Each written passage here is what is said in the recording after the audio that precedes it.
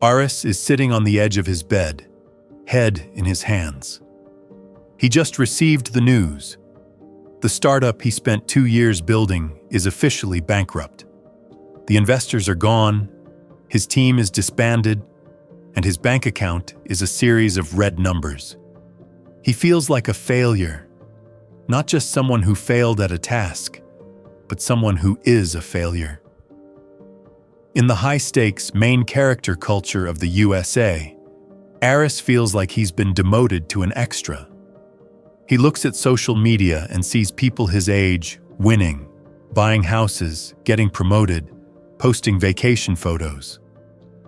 To Aris, those photos are indictments of his own inadequacy. The weight of failure is a specific kind of gravity. It makes your limbs heavy, your thoughts circular, and the future look like a blank, gray wall. Aris feels the urge to rot, to stay under the duvet and let the world pass him by. He feels like the plot of his life has ended in a tragedy. But as he sits in the silence of his Philadelphia apartment, a cold, clinical thought enters his mind. What if this isn't the end of the story?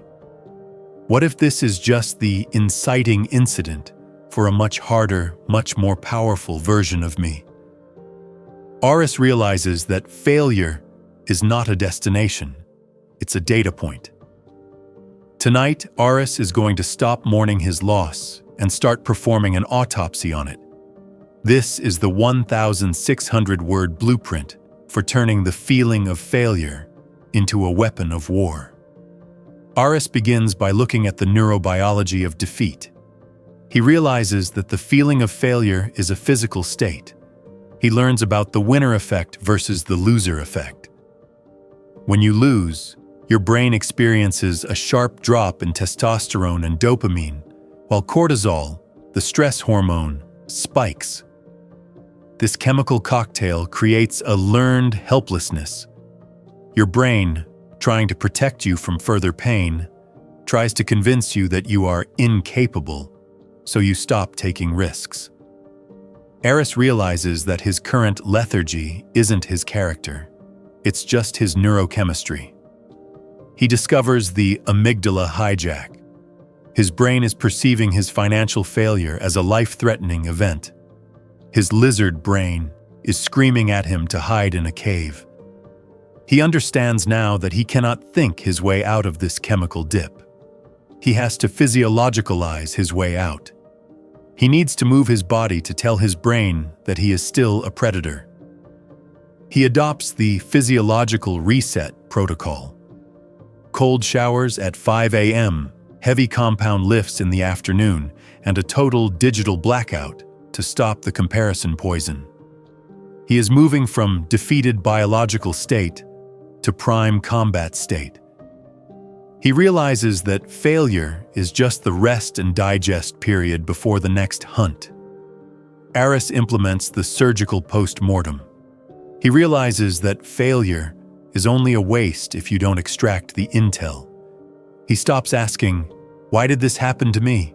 and starts asking, "What are the mechanics of this collapse?"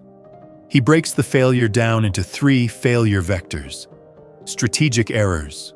Where was the logic flawed? Operational errors. Where did the execution fail?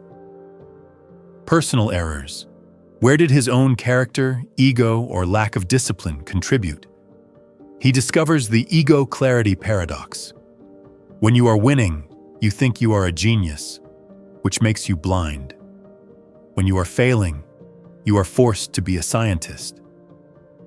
Aris realizes that he has learned more in the last week of failure than he did in 2 years of success.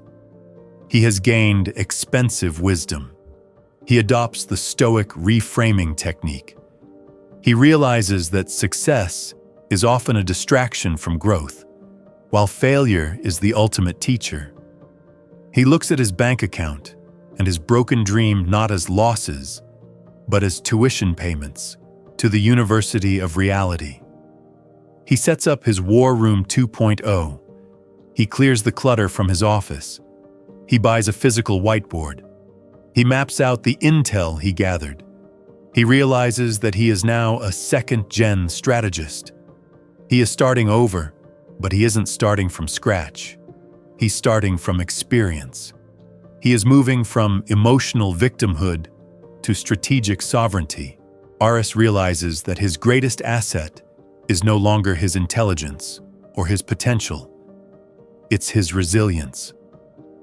He realizes that in the USA, everyone is a success when things are easy. The true elite are the ones who can handle the descent. He learns about post-traumatic growth. He discovers that the human psyche, much like a muscle, often grows stronger at the point of the break. He adopts the Phoenix Protocol. He stops identifying with his failed startup. He starts identifying as the man who can't be broken. He realizes that this identity is far more powerful than the man who succeeded on his first try. He enters the hardening phase. He seeks out small daily victories to rebuild his self-efficacy. He realizes that confidence is just the reputation you have with yourself. To fix his confidence, he has to keep small promises to himself. Wake up at 5 a.m.? Yes. Finish the difficult email? Yes. Run the 5 miles? Yes. He notices his nervous system is stabilizing. He is no longer flinching at the world. He has moved from a fragile state to an anti-fragile state.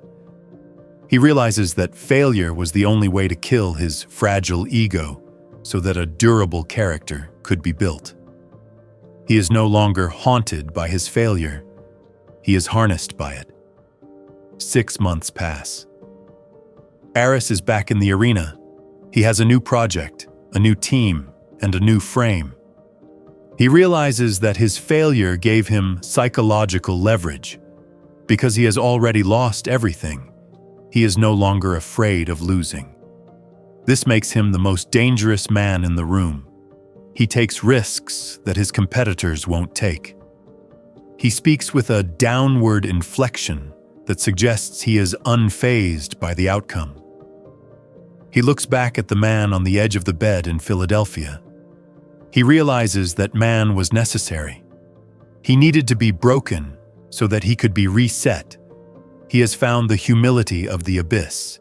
He discovers the compound interest of resilience. Because he is no longer afraid to fail, he learns faster. Because he learns faster, he iterates quicker. Because he iterates quicker, he succeeds sooner. His life has shifted from a spiral of shame to a spiral of mastery. He has achieved operational peace. He is no longer running away from failure. He is dancing with it. Aris is standing on the roof of a building overlooking Philadelphia. The city is loud, but he is a statue of calm. He looks sharp, lean, and intensely awake. He looks at the camera, at you. I know where you are, he says. I know the sound of the silence in your room. I know the way your heart drops when you see someone else's highlight reel while you're sitting in your wreckage. You think you're done. You think the world has moved on and left you behind. I'm going to tell you the truth. This is the most important moment of your life. This is the moment where you find out if you were just lucky or if you are actually great. Failure isn't a funeral. It's a furnace. Stop mourning the version of your life that didn't happen. That version was soft. It wasn't ready for what's coming. Autopsy the mess. Harvest the data. Kill the ego. Starting tonight, I want you to perform a hard reset. Get out of the bed. Move the body. Build the map. The world loves a comeback story, but the comeback only happens if you have the guts to keep moving in the dark. You aren't a failure. You're a weapon under construction. Now, go do the work. The comeback starts now.